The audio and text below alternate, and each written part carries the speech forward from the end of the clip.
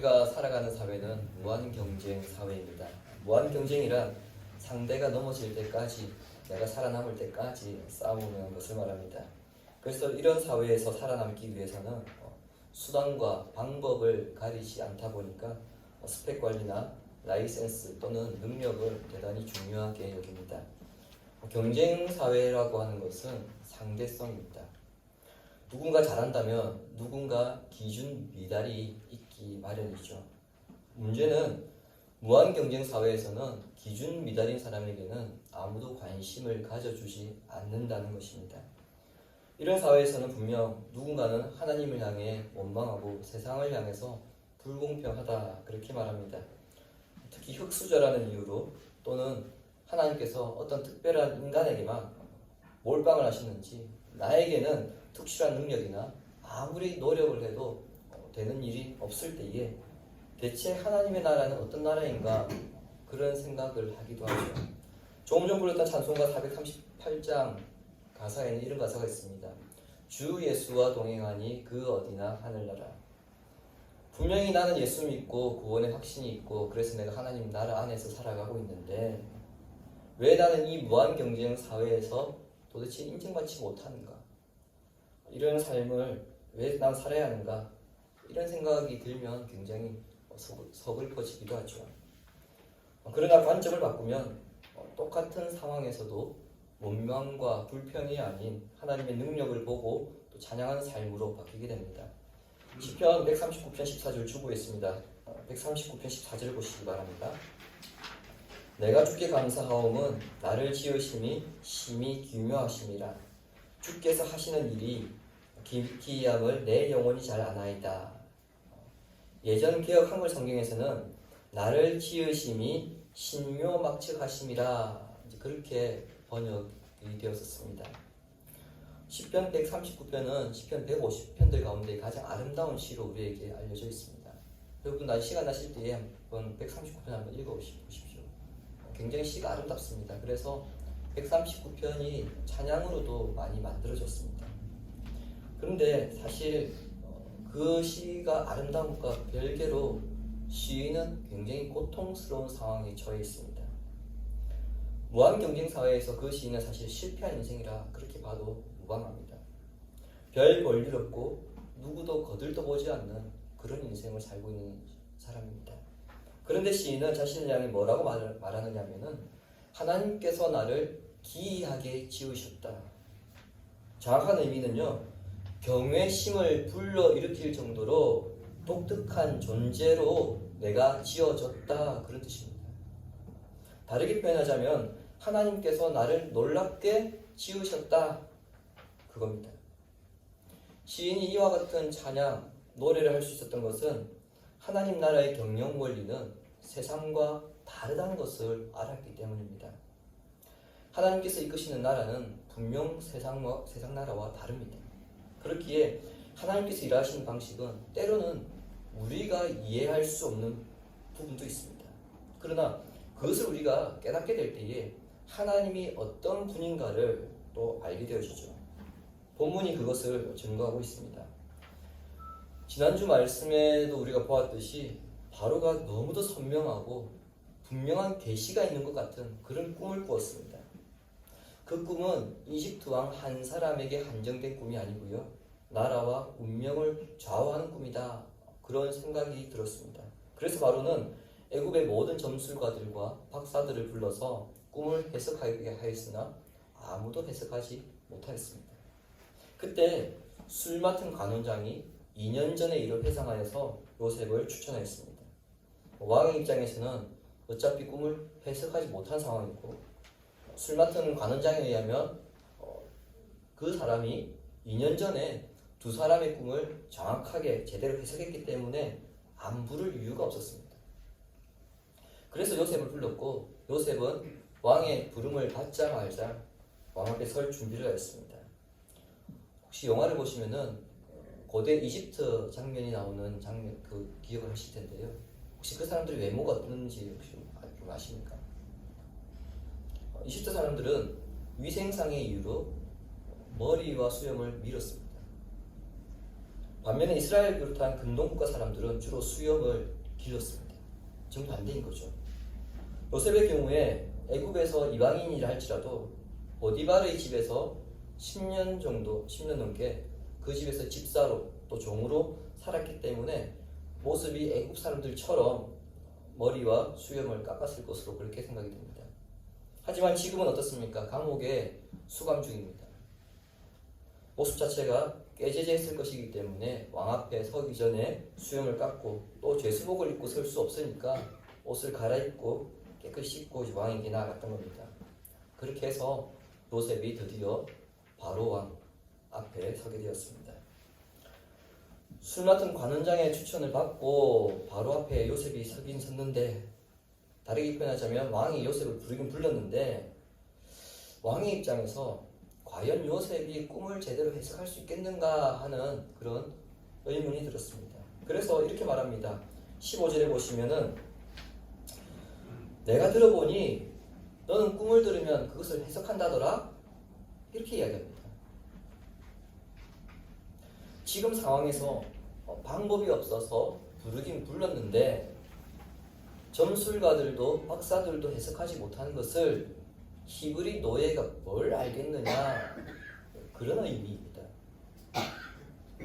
그러니까 꿈을 해석할 수 있는 정식 라이센스도 없는 요셉에게 바로 왕이 지금 별 기대하지 않고 있는 거예요. 오히려 은근히 무시하고 있는 것을 우리가 보게 됩니다. 더군다나 바로는 이집트에서는 어떤 사람입니까? 태양신 라의 아들로 여겨진 사람입니다. 그러다 보니 자기가 생각해봐도 지금 이 상황이 너무 웃긴 거예요. 태양신 아들인 바로는 꿈 때문에 안절부절하지 못하고 있고, 그 꿈을 해석하고 싶어서 지금 부른 사람이 누굽니까? 이방인 노예, 죄수를 불렀습니다. 자신을 향한 바로의 우려를 요셉이 알고 있고요. 그 우려를 불식시키기 위해서 요셉은 자신에게 꿈을 해석한 능력이 있음을 밝힙니다. 자, 16절에 보십시오. 요셉이 바로에게 대답하여 이르되 내가 아니라 하나님께서 바로에게 편안한 대답을 하시리이다. 우리 성경에 편안한이라고 번역된 히브리어 단어는 우리가 너무나도 잘 아는 샬롬입니다. 따라서 직역하면 이렇습니다. 하나님께서 바로의 평안에 응답하실 것입니다. 샬롬은 단지 전쟁이 없는 그런 상태가 아니고요, 어떤 부족함이 없는 꽉 찬 상태를 말합니다. 우리 삶에 샬롬이 있다, 이것은 우리 삶 모든 부분에 하나도 부족함이 없이 모든 것이 다 채워져 있다, 이런 그런 의미입니다. 하나님께서 자신에게 바로의 마음을 흡족하게 할 수 있는 해석을 할 수 있도록, 그래서 바로의 마음이 평안해질 수 있도록 하실 것이다, 이 말입니다. 이 말에 요셉의 믿음이 아주 잘 드러나 있습니다. 도대체 무슨 근자감이냐? 근거 없는 자신감을 말하죠. 도대체 요셉이 무슨 근자감으로 지금 이렇게 말하느냐? 이런 생각이 들 만한데요. 요셉이 이렇게 바로를 향해서 자신 있게 말할 수 있었던 것은 우리가 이미 이전 살펴보았습니다. 평소에 요셉이 하나님과의 관계가 확실했기 때문입니다. 하나님과 동행하는 삶을 살았기 때문에 가능했습니다. 그러므로 요셉은 바로 앞에서도 철저하게 하나님을 내세우고 있고 자기는 하나님 뒤에 빠져있는 그런 모습을 보여주고 있습니다. 이것을 보면서 그거 당연한 거 아니냐, 그렇게 반문하실 수 있습니다만, 오늘날 우리가 살아가면서 요셉과 같은 믿음을 가진 사람을 찾아보기가 정말 드뭅니다. 하나님께로부터 은사를 받았을 때 특별히 성도들이 관심을 많이 가지는 은사들이 있죠. 신유나 병고침, 예언, 이런 은사 사역을 하는 분들 가운데에 철저하게 자신을 감추고 하나님만 드러내는 경우가 흔치 않습니다. 처음에는 분명 순수합니다. 그래서 하나님을 내세우거든요. 근데 시간이 지나면 어떻습니까? 목소리가 바뀌고요, 옷이 바뀌고, 차가 바뀌고, 어깨에 힘이 들어간 순간 어느 순간 자기 자신이 드러나고 있습니다. 꿈을 꾸게 하시는 분도 하나님이시고 해석하시는 분도 하나님이시며 그 해석대로 이끌어 가시는 분도 하나님이십니다. 사람의 미래는 우연히 상황을 만나서 이렇게 꺾이고 저렇게 꺾이는 것이 아니고요. 하나님의 구체적인 계획과 섭리에 의해서 그대로 나아가게 되어 있습니다. 그게 사람의 인생입니다. 요셉은 이와 같은 사실을 정확하게 알고 있었습니다. 그렇기 때문에 하나님께서 이 꿈을 해석하게 하실 것입니다. 그렇게 말한 것이고요. 결국 자신은 하나님의 도구, 대언자에 불과하다. 그렇게 지금 말하고 있습니다. 즉 누구보다 하나님 앞에서 자신의 위치와 역할이 무엇인지를 아는 사람이었습니다. 성도가 이와 같은 믿음을 소유할 때에 하나님 앞에서 참으로 겸손한 신앙을 지켜갈 수 있게 됩니다. 요셉의 이야기 끝나자 바로가 이제 두 개의 꿈의 내용에 대해서 진술합니다. 그 내용이 17절부터 24절에 걸쳐서 기록되어 있습니다. 그 꿈의 내용은 마른 암소 7마리가 살찐 암소 7마리를 먹은 것과 마른 7 이삭이 또 풍성한 7 이삭을 삼켜버린 것, 이 두 가지입니다. 바로는 이 꿈을 지금 두 번째 말하고 있습니다. 첫 번째는 언제 말했습니까? 아침에 잠을 깨어서 그의 신하들과 점수들가들과 박사들을 불러서 이 꿈을 말했고요. 두 번째는 지금 요셉 앞에서 이 꿈을 말하고 있습니다. 그런데 두 번째 꿈인 이삭에 대해서 말할 때는 첫 번째 말했던 것과 두 번째 말한 것이 차이가 없습니다. 그런데 첫 번째 꿈이 마른 암소가 살찐 암소를 잡아먹은 이 꿈에 대해서 말할 때는요, 첫 번째 말할 때하고 두 번째 말할 때하고 다릅니다. 4절에 보시면은 흉하고 파리한 7 암소, 그렇게 표현하고 있거든요. 두 번째 말할 때인 19절에 보시면 어떻게 하고 있습니까? 심히 약하고 심히 흉하고 파리하며, 그 다음 끝에는 애굽 땅에서 그런 소를 지금까지 본 적이 없다, 굉장히 강조하고 있습니다. 또한 21절에 보시면은요, 먹었으나 먹은 듯 하지 아니하고 여전히 흉하였더라, 그렇게 하고 있습니다. 21절을 직역하면 여러분 이렇습니다. 그것들이, 아름답고 살찐 암소들이 속으로 들어갔으나 그것들이 속으로 들어갔는지 안 들어갔는지 모르도록 그것들의, 여기서는 흉하고 파리한 암소를 말합니다. 그것들의 모양은 처음처럼 흉하였다. 직역이 좀 더 어렵죠. 직역을 우리가 표현하면 이렇습니다. 살찐 암소가 마른 암소 7 속으로 들어갔는데, 그렇다면은 마른 암소 7이 잡아먹었잖아요. 근데 잡아먹었는지 안 잡아먹었는지 표가 안 나더라, 그 말입니다. 파리한 암소들이 살찐 암소들을 잡아먹었으면은 여러분 어떻게 해야 됩니까? 살이 찌든지 아니면 배가 부르든지 해야 되잖아요. 그게 정상인데 잡아먹었는지 안 잡아먹었는지 모를 정도라는 겁니다. 바로는 이 꿈이 지금 나일 강가에서 일어난 것으로 보았기 때문에 당연히 이 꿈의 내용이 자신의 권력, 자신의 왕권과 직결된다는 것을 직감적으로 알고 있었습니다. 그러므로 이 꿈이 자신에게 얼마나 충격적이었는지를 요셉에게 드러내기 위해서 좀 더 강하게 이야기한 것입니다만, 요셉에게 이것은 바로의 꿈을 해석한 뒤에 그 꿈에 대한 불안을 상쇄시키기 위한 조치로 이어지게 합니다. 이 부분은 제가 잠시 뒤에서 말씀드리겠습니다. 여하튼 바로의 꿈을 들은 요셉은 잠시의 망설임도 없이 그 꿈을 해석하는데요. 꿈을 해석하기 전에 먼저 바로가 꾼 꿈의 성격에 대해서 두 가지로 말합니다. 하나는 꿈이 두 개지만 같은 내용이라는 것. 다른 하나는 이 꿈들이 앞으로 이집트에 닥쳐올 일들에 대해서 하나님께서 주시는 계시라는 것. 이 두 가지를 말합니다. 앞으로 될 일을 알려주시기 위해서 꿈들을 바로에게 주셨다는 것은 한편으로 그 꿈의 해석 또한 하나님께 달려있음을 의미하는 것입니다. 이를 통해서 요셉은 꿈은 훈련이나 지식으로 해석할 수 있는 것이 아니라 하나님께서 주신 능력이나 지혜, 은사가 있어야만 해석이 가능하다, 그것을 역설하고 있습니다. 이제 요셉은 바로의 꿈을 본격적으로 해석합니다. 해석의 내용 너무 간단하죠.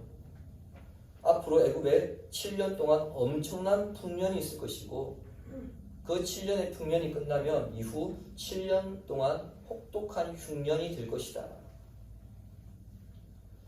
그 흉년이 얼마나 혹독한지 먼저 있었던 7년의 풍년의 기억을 다 지워버릴 것이다. 이게 요셉이 말한 해석입니다. 여러분 어떻습니까? 너무 간단하지 않습니까? 굉장히 간단한 해석 같은데 이 해석에는 아주 놀랍고 분명한 하나님의 섭리가 작용하고 있고 숨어있는 것을 알 수 있습니다. 요셉의 해석 가운데서요 7해에 해당되는 이 해에 해당되는 이집트 상형 문자가 암소를 가리킵니다. 그렇다면 이집트의 상형 문자에 능통했던 점술가들이나 박사들은 당연히 해석을 했어야죠. 7회를 듣는 순간에 이건 꿈에서 암소를 보는 순간에 이것은 7회를 가리키는 거구나. 그렇게 먼저 해석을 했었어야 했습니다. 그런데 그들은 바로의 꿈을 전혀 해석하지 못했습니다. 어떻게 이와 같은 일을 할 수 있는가? 하나님께서 그들이 깨닫지 못하도록 막으셨기 때문입니다. 마태복음 13장 13절을 보십시오. 그러므로 내가 그들에게 비유로 말하는 것은 그들이 보아도 보지 못하며 들어도 듣지 못하며 깨닫지 못함이니라. 예수님은 천국이나 하나님 말씀, 복음에 대해서 말씀하실 때 종종 일상에서 흔히 접하는 비유로 말씀하셨습니다. 그때 사용하신 비유는요, 유대인들에게 너무 익숙한 것들이었습니다. 하지만 정작 그 비유를 듣는 제자들이나 사람들은 주님께서 그 비유를 풀어주셔야만 비로소 이해할 수 있었습니다. 하나님께서 바로에게 계시적인 꿈을 꾸게 하셨고 그것을 해석하는 열쇠를 요셉에게 주셨기 때문에 요셉 아니면 아무도 풀 수 없게 하신 것입니다. 점술가들이나 박사들이 나중에 요셉의 해석을 듣고 난 다음에 반응은 왜 그걸 몰랐을까? 왜 그 생각을 못했을까? 이렇게 말했을 겁니다. 그러나 그들이 생각하지 못하도록 그들에게 생각나지 않도록 하나님께서 막으시고 요셉에게 그 꿈을 해석하도록 하나님 손길이 작용하고 있는 것을 우리가 지금 꿈을 통해서 보고 있습니다. 이를 통해 하나님께서 우리에게 보여주신 것이 있습니다. 하나님의 섭리는 세상의 기준으로 볼 때에는 결코 이해할 수도 없고 볼 수 없다는 것입니다. 하나님 나라에서는 철저하게 하나님의 뜻이 우선됩니다. 그러므로 어떻게 하든지 그 뜻이 드러나게 하는 것이 하나님 나라의 경영 원리입니다. 그래서 사도 바울은 이렇게 외쳤습니다. 고린도전서 1장 27절부터 29절까지 조금 길지만 함께 읽겠습니다. 그러나 하나님께서 세상의 미련한 것들을 택하사 지혜 있는 것들을 부끄럽게 하려 하시고 세상의 약한 것들을 택하사 강한 것들을 부끄럽게 하려 하시며 하나님께서 세상의 천한 것들과 멸시받는 것들과 없는 것들을 택하사 있는 것들을 하려 하시나니 이는 아무 육체로 하나님 앞에서 자랑하지 못하게 하려 하심이라. 아멘. 당대 세계 최강대국인 이집트에서 최고의 스펙을 가진 엘리트들은 해석하지 못하고 끙끙 앓고 있었습니다. 반면 이방 출신의 노예가 죄수가 꿈을 듣자마자 그 자리에서 그 꿈을 술술 해석해 나가는 것을 보았을 때에 바로를 비롯하여서 그 신하들은 어떤 생각을 했을까요? 그런데 여기에서 끝나지 않습니다. 33절에서 36절에 보시면은 꿈의 해석에 따른 대안까지 제시합니다. 명철하고 지혜 있는 사람을 뽑아서 풍년이 지속되는 7년 동안 수확량의 5분의 1, 즉 20%를 비축해 두었다가 7년 흉년이 들었을 때에 그것을 사용하라는 겁니다. 뿐만 아니라 극심한 흉년 때에 배급이 전국의 각지에서 원활하게 이루어지도록 중앙이 아닌 성읍에다가 그것을 각 지방 성읍에다가 쌓아두라 그렇게 조언합니다.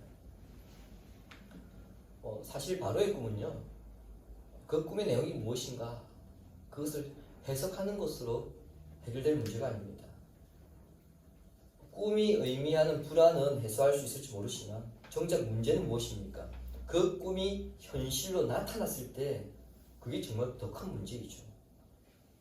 그러므로 해석에 따른 명확한 대안이 제시되어야지 그 꿈이 주는 불안에서 완전히 벗어날 수 있는 것입니다.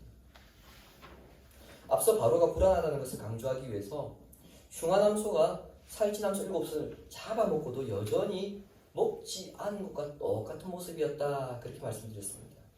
자, 여러분 이것은 7년 동안의 풍년의 문제가 아니고요, 그 뒤에 다가올 7년의 극심한 흉년을 어떻게 극복하느냐의 문제입니다.